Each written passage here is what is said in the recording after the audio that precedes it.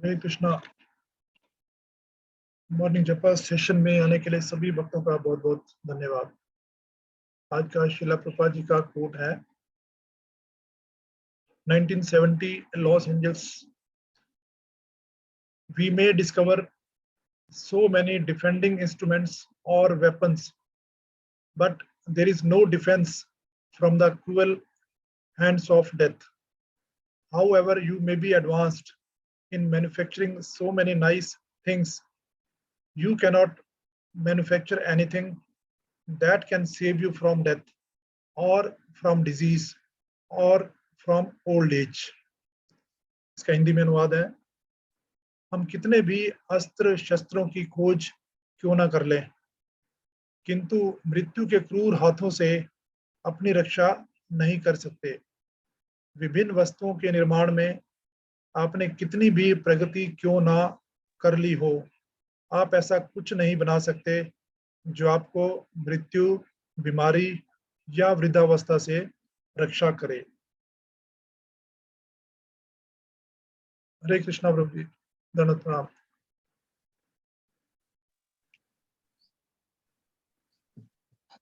हरे कृष्णा। प्रभु जी, दंडवत प्रणाम।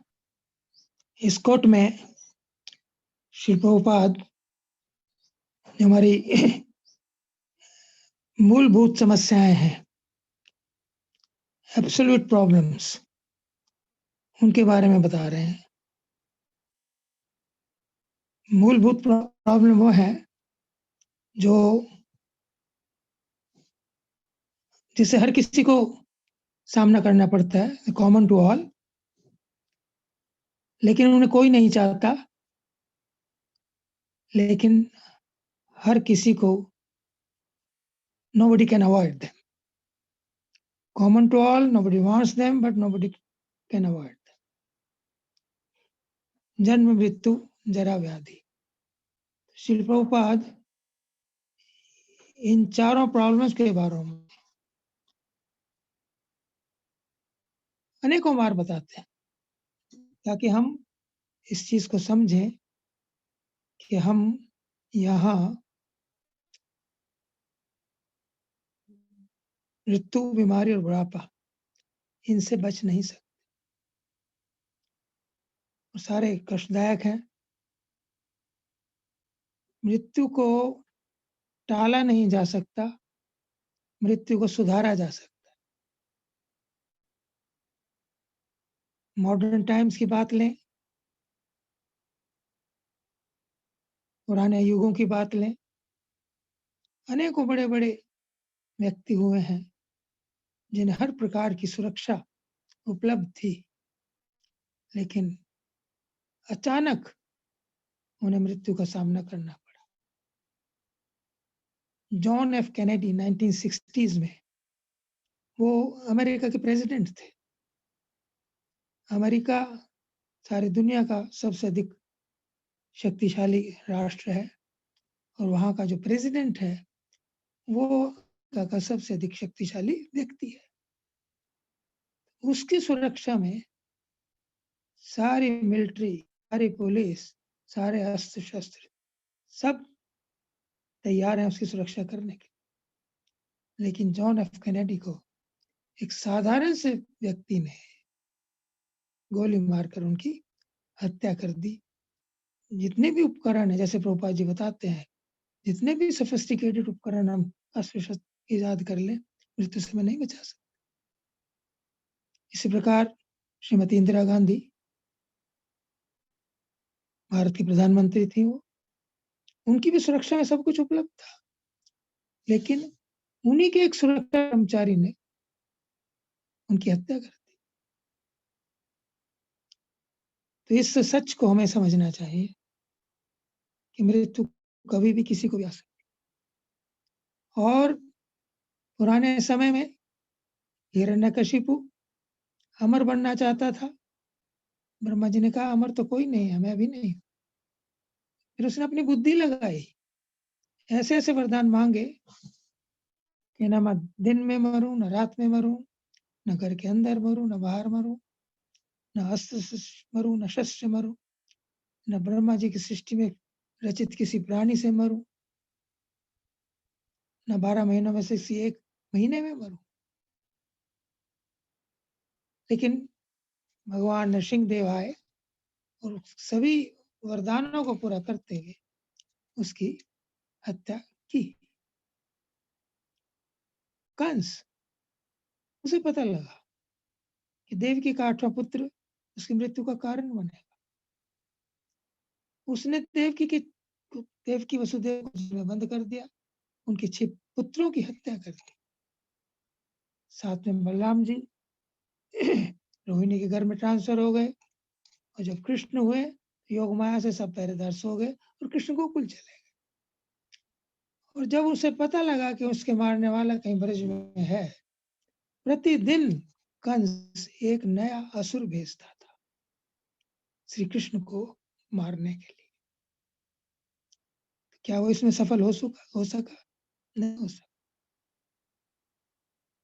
तो मृत्यु को टाला नहीं जा सकता, मृत्यु को सुधारा जा सकता। इसके अगेंस्ट एग्जाम्पल है परीक्षित महाराज। उन्हें पता लगा कि 7 दिन बाद उनकी मृत्यु सांप के काटने से होने वाली है। वो सम्राट थे, वो चाहते तो किसी बड़े बड़े ओझा को बुलाकर उसका निवारण कर सकते थे, लेकिन उन्होंने नहीं किया। जानते थे कि कृष्ण की इच्छा है। जब मैं माँ के गर्भ में था तो कृष्ण ने मुझे बचाया। अभी उन्हीं की प्रेरणा से, उन्हीं की इच्छा से ऐसा हो रहा है, तो मुझे मृत्यु को टालने का प्रयास नहीं करना चाहिए, मुझे मृत्यु को सुधारने का प्रयास करना चाहिए। और सब कुछ त्याग कर वो गंगा के किनारे चले गए, और अनेकों महात्मा उनकी उस विकट परिस्थिति में सहायता करने के लिए भगवान की प्रेरणा से आए। किसी ने कुछ बताया, किसी ने कुछ बताया, किसी ने कहा कि तुम दान दो, किसी ने कहा तप करो।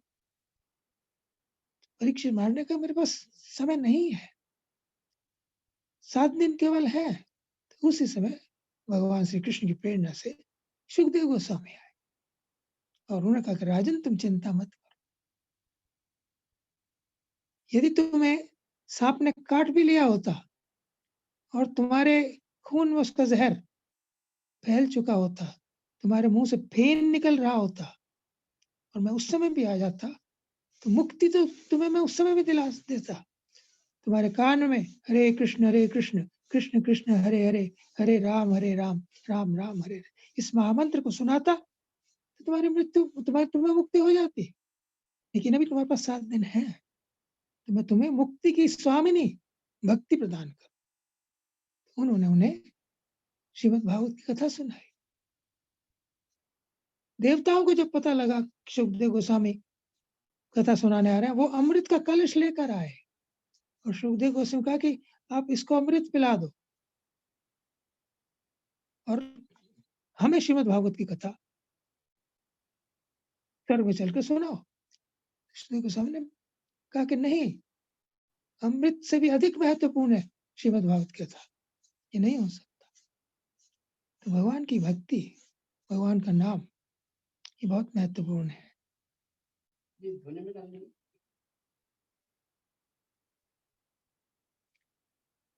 बाली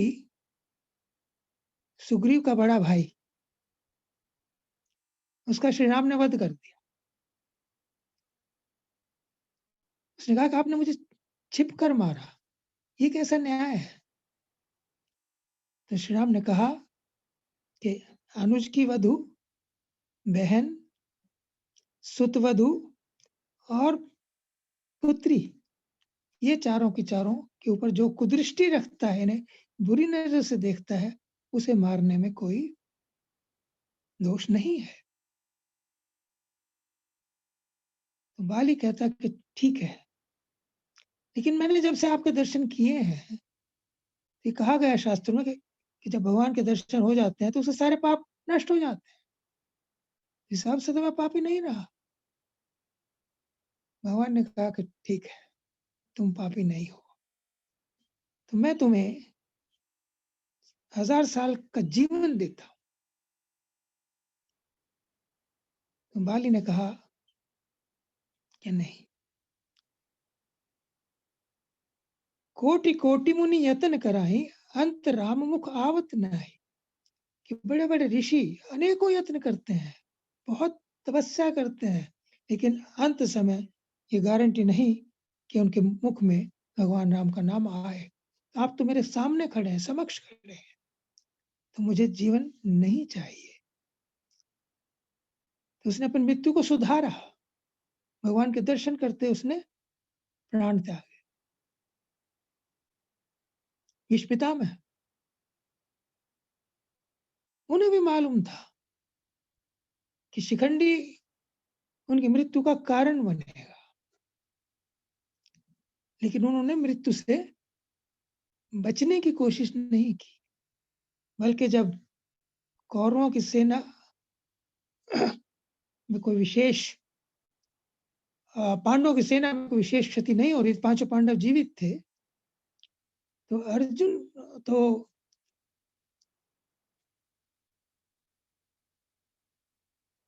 पांडवों को लगा कि कौरवों की सेना तो हमारी जा रही है, लेकिन भीष्म पितामह के रहते हुए हम इन पर विजय नहीं प्राप्त कर सकते। तो उन्होंने कृष्ण से कहा कि हम क्या करें, क्योंकि पितामह को इच्छा मृत्यु का वरदान प्राप्त था।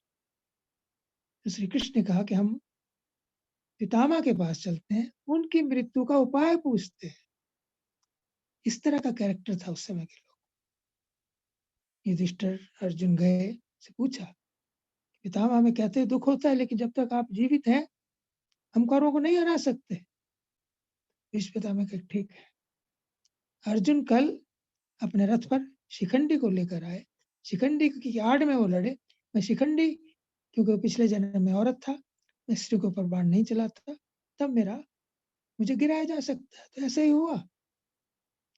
लेकिन भीष्म पितामह महाभागवत है, उन्होंने कृष्ण कहा कि कृष्ण, मेरी एक प्रार्थना है कि जब मैं शरीर त्यागूं तो तू मेरे सामने रहना, मृत्यु को सुधारना। और अर्जुन और भीष्म पितामह अर्जुन युधिष्ठिर आदि को लेकर भगवान श्री कृष्ण पितामह के पास गए।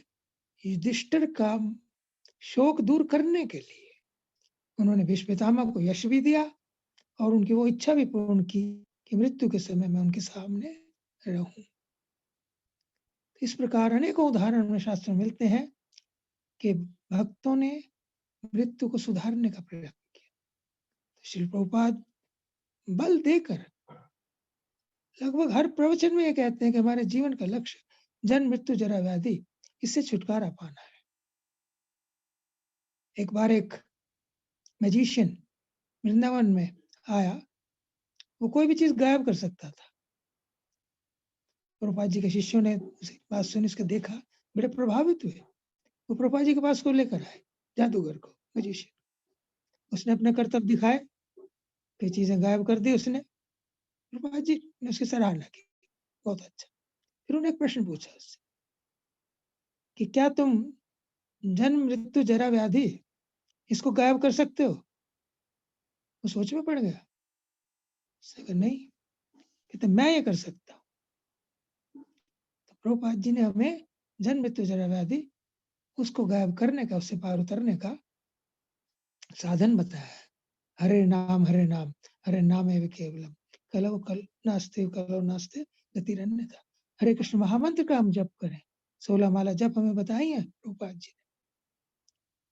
यदि हम 16 माला का जप करते हैं, 4 नियमों का पालन करते हैं, भक्तों का संग करते हैं, प्रसाद खाते हैं, जो सरल साधना के उपाय हैं, तो गारंटी है, प्रभुपाद जी की गारंटी है और शास्त्र भी गारंटी देते हैं। शास्त्र क्या कहते हैं?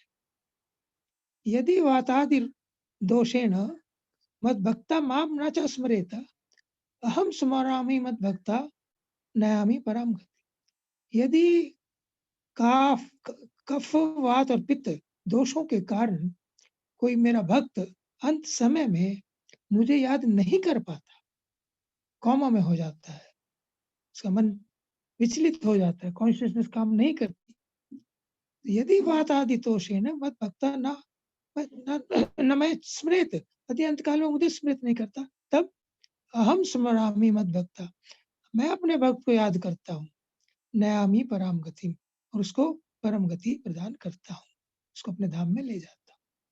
हमें केवल इतना ही करना है, जन्म मृत्यु जरा व्याधि को हमेशा हमेशा के लिए समाप्त करने के लिए कि प्रभुपाद जी के बताए मार्ग पर चलें, हरे कृष्ण महामंत्र की 16 माला का जप करें, 4 नियमों का पालन करें, भक्तों का संग करें और प्रसाद ग्रहण करें, जितना हो सके सेवा करें। ऐसा करने से हम मृत्यु को हमेशा हमेशा के लिए टाल सकते हैं। हरे कृष्ण, धन्यवाद, thank you. Hare Krishna, thank you very much प्रभु जी। अपने भौतिक संसार की 4 बेसिक प्रॉब्लम, जन्म मृत्यु जरा व्याधि, उनके बारे में बताया कि इनसे कोई बच नहीं सकता, लेकिन उनको सुधार जरूर सकते हैं। और स्पेशली मृत्यु जो है that can not be avoided but it can be glorified. आपने बहुत सुंदर शास्त्रों से एग्जांपल दिया। Thank you very much Prabhu ji. Thank you. Hare Krishna.